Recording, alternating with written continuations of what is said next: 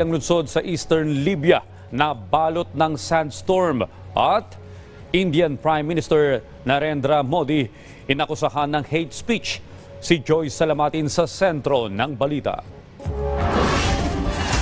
Ilang lungsod sa Eastern Libya ang nabalot ng alikabok dahil sa sandstorm.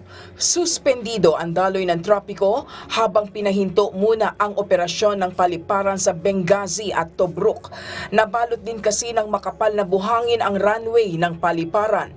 Samantala, napilitan namang manatili sa kanilang mga tahanan ang mga residente sa Tobruk, Al-Bayada at Ajdabiya dahil na rin sa banta ng sandstorm.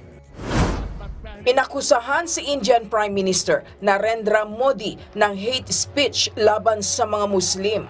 Sa kanyang campaign speech sa isang election rally, tinawag ni Modi ang mga Muslim na mga infiltrators.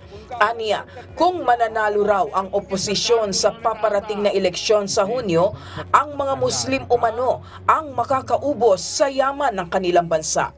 Ayon sa mga kritiko ni Modi, ito ay maituturing na mapanghating kampanya ng mga Hindu nationalist kung saan inaasahang mananalo si Modi sa ikatlo nitong sunod na termino.